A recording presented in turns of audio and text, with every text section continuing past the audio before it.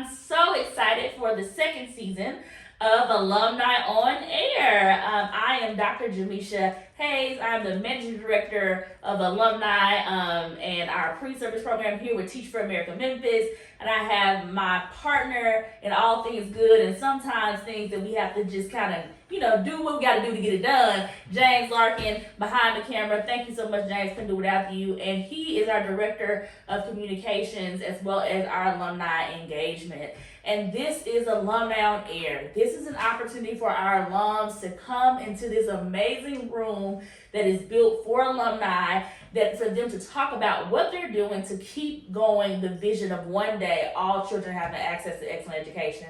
And today, this episode is going to be beyond fantastic because we have this amazing individual sitting here. We were chopping it up beforehand and we literally forgot to turn the camera on because we were having such a good time.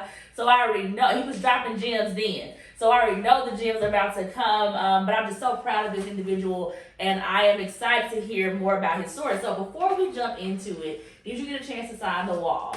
Yes, actually, before we got started, I was like, can I find my signature? Me being me, I had to be special. I did sign on a letter.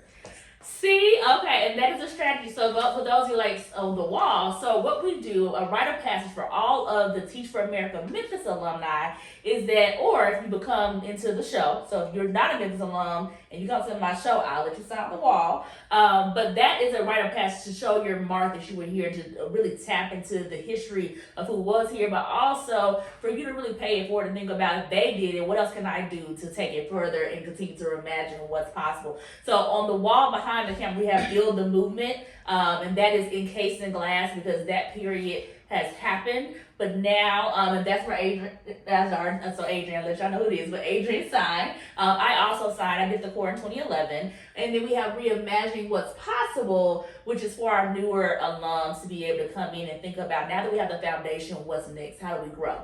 And so I've already kind of spilled the beans on your name, but anyway, who are you? If somebody said, who are you, what would you say?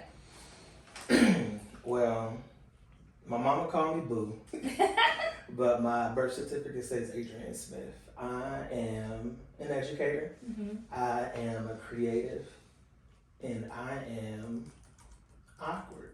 I love it. I am a creator, I am awkward, and I love that mama called you Boo. Okay, so we get the history behind this Boo name, or you gonna keep that a secret? Yeah, so the way the story is told, my sister gave me that nickname. Okay. And it just kind of stuck.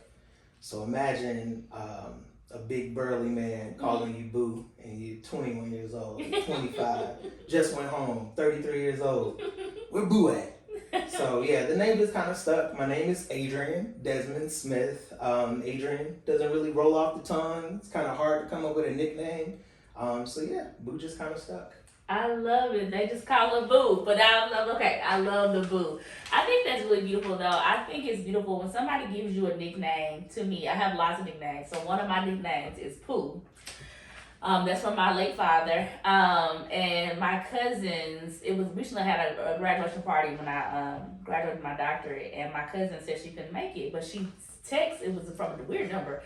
It said, Pooh Bear, I'm not gonna be here. And I said, who is this? I'm like, Daddy ain't here. Who called me Pooh Bear? But it was a reminder to a time back when. So it just really warmed my heart to really be reminded that I was Pooh at one point in time. I was Pooh Bear. I have lots of nicknames. They all come from a time period in my life, and there's always a story behind it. But Pooh Bear was definitely a great one because I love Winnie the Pooh. I love Winnie the Pooh. And I kind of was like a Winnie, but I just like a lot of sweet stuff. All right, so where are you from, Adrian? This is a good one. I'm from Bolingbrook, Illinois. Okay. And you probably don't know where that's at. Yeah. So I always tell people we are about 25 minutes out of Chicago on a good day. And then we also have one of two IKEAs in Illinois. Oh, okay. So so what was that like growing up? So the IKEA didn't come until I was in high school. So of course, suburban living, you're not in the city, so you feel a little disconnected. If you want to do something, you got to drive into the city, typically on the weekend. But it was great. I got a chance to really see the demographics of the city change. It's called a village, but it's 80,000 people now. But seeing how the demographics change is reverse white flight started to take place and seeing folks coming in from the city. And it was really cool to see, starting off kindergarten being the only black male to finishing in 5th grade and there being maybe 6 other black males. And by the time I got to middle school, it was like, all right, these are my people. And so it was a more diverse mix by the time I got to middle school, and then high school. It was like nice even split down the board. So being able to see how a community can grow, what it looks like to have diversity and be sustained and let it cultivate over time. Yeah, that was my childhood. I love that. I love the idea of being the thought of the watching something grow and then getting to sustainability. I think we don't do enough of that, is allow something to grow and get to sustainability. We always are like, what's next? And so I love that. That was a really good point. So you were in Illinois. Where'd you go to college? Oh, that's a story too. Y'all picked the right person. So I went to school, 3 different schools. So I did not know that. Yeah, started off at an HBCU. My parents went to HBCUs. My sister graduated from an HBCU. Shout out Grambling State University. Real Tigers wear black and gold. So the deal that I made with them, if I would go to a HBCU with a scholarship, they would pay for my master's. So great deal, right? I had a little money saved up for college, so it would be nice to be able to not worry about having to tap all of that out. Right. So went out to Grambling. Mind you, I grew up in the same town my entire life. So going away to school was like a total shock. Moving to Louisiana after growing up in the Midwest, I talked a little bit about how, being the only black kid in kindergarten, how things slowly kind of progressed, but I graduated with some of the same folks I knew in 1996, and I graduated in 2009. So it was hard. I also lived off campus. I lived with my sister in a house with other 20-something-year-olds. So not having a chance to really connect with other individuals. So got homesick, long story short. Came home, did the community college thing. I know a lot of people feel a certain way about community college. Best learning experience ever. Some of the top-notch humanities professors. College of DuPage, Glen Ellen, Illinois, shout out. But from there, moved to Northern Illinois University, and out in the cornfields in Illinois. I always tell people that's where barbed wire was invented. It gives you a hint, right? What we're known for. If you ever drive through the Midwest and you see a little corn sign on the highway, it's probably gonna say DeKalb, because that corn came from DeKalb. So yeah. Giving me all these gems. I told y'all gems. I said gems. That's That's where the aqua part comes in. I like to learn all these random facts, and places like this are where they can come out. I love it. I love it. So we were in college in Illinois. That was when we graduated. So okay. So what happened? How did we get from college to teach for America? Oh man, how much time do we have? So going back to Grambling, I wanted to be a history professor. I fell in love. I fell in love with a lot of black intellectuals in high school. Dr. Cornell West being one of them. And I was like, you know what? I can be the next Dr. West. So that was the plan. Got down to Grambling, talking to advisors. That probably wasn't the best route to go be a professor. And then also realized that I may want to pivot to teaching. And it was this huge shock. My mentor in high school was an English teacher, English chair, all things English professor.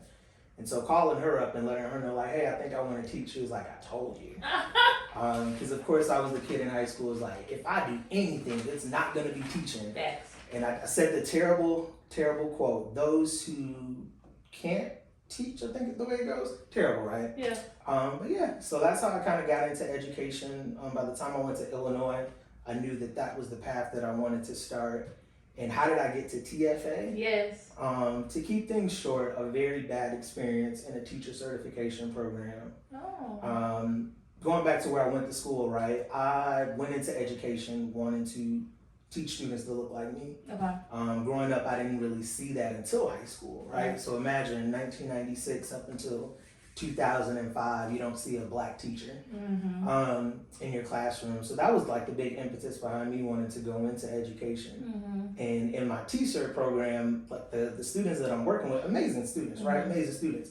but thinking about the skills that I need in order to go into those classrooms, to go into the schools that I want to work in. Right. Like, I'm not getting that. I'm not being equipped with that here. So me being me, like, not gonna be a quitter. So I did pull out of the T-Cert program, but I'm looking for a plan B, and came across several different alternative certification programs. Not gonna mention any of the others out there, but Teach for America definitely stood out to me. Knew a couple of family friends that did TFA as well, so there was some brand recognition there. But I took the plunge. The application deadline was coming up pretty quick, and I thought at first it was a little intimidating. If you all ever go to the website, like, it's legit. And so here I am, like, all right, am I qualified? Can I do this? I dropped out of my T-Cert program, so so I applied and I got accepted. Unlike a lot of people at the time, 2015, my top 3 were all high needs areas, and my number 1, drum roll, was Memphis. Oh my goodness. Yeah, so not to be cheesy or anything, but when I was applying to the Corps, you can see the quick facts for all of the regions. And there was something about Memphis. It was like, one, there was a need, so I knew that, one, it would probably be more likely for me to get placed there. The money, that was a big one too. Cost of living adjustment coming from Illinois. Yeah, I remember that. Yes. It's still true. But yeah, just thinking about what it would look like to move to a chocolate city, because I'm gonna keep it real. Growing up in Illinois and not really getting to see as much chocolate. So that was like, yeah, let's go. So I dove head first. Actually got my girlfriend turned fiance, now wife, to move down with me. Hey, wife. Love you. But yeah, everything just kind of came into place, and looking back in hindsight, it's just God, to be honest with you. Sitting in that auditorium and making that knee-jerk reaction to pull out the T-Cert program, and then finding TFA, and then being placed in Memphis, having a wife willing to relocate to Memphis, finding some of the gentlemen that were in my wedding in the same Corps as me. I'm not gonna start crying. I'm an emotional person, but yeah, the stars really align. I love it. Oh my goodness, this is such a beautiful story.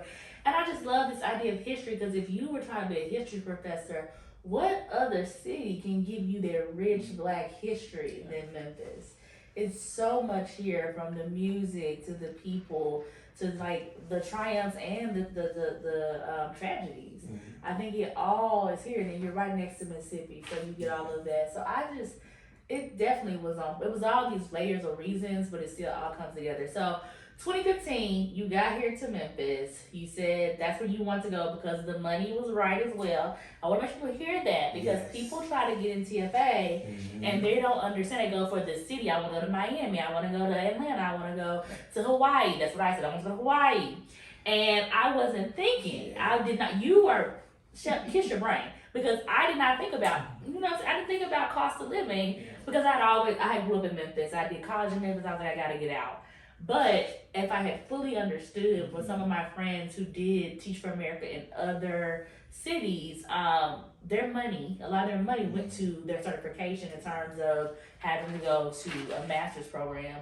And so in Memphis, TFA Memphis, we are our own certifying body, which means that most of your money comes straight to you. Just want to keep that. All right, that's my last plug. All right, so 2015, you were here. Where did you end up? What was your, first of all, let's go back to, 2015, what was your institute experience like? I was just joking before we started that it's almost been 10 years. So I'm starting to slowly forget my college memories. I'm holding on to my institute memories. Right. So we used to joke that institute was kind of like the extension of college. Not quite like grad school, because of course like you're buckling down, getting serious, but nice little extension after graduation if you're like me. But it was great. It was a boot camp. Yeah. I know things have changed, but I can be on my high horse and say, as an old man, back in my day, we were thrust into the classroom, they closed it behind you and said, hey, tough it out. Because even our institute, there were like levels. So some folks got placed in schools with enrichment. My 2015 folks, you know what I'm talking about. So you got the folks that got placed in schools where summer was an enrichment experience, right? Students 9 times out of 10 want to be there. Yeah. Right? We can make the assumption. I got placed in the school where it was legit summer school, right? So we got folks that are working to be able to be promoted and move on. So the stakes are high. I'm not gonna say we're not playing in kids' face, but like we gotta learn, right? Yeah. So yeah, like boots hit the ground, lesson planning, 2 a.m., 3 a.m., trying to make copies, copy machine not working, long line, drinking black coffee for the first time and getting addicted to it.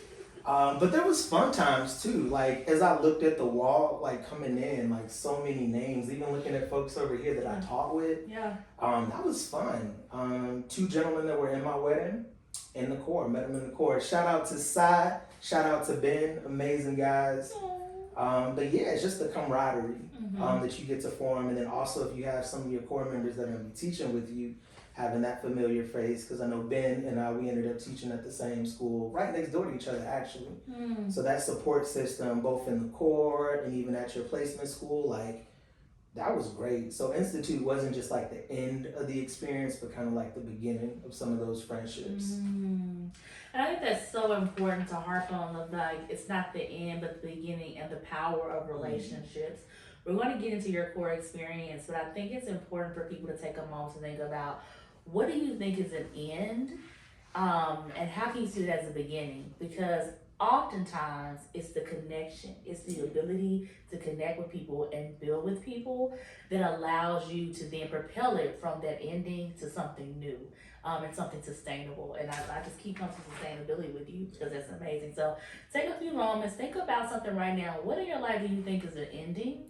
And actually, as Adrian has showed us, how can actually not be an ending, but a beginning?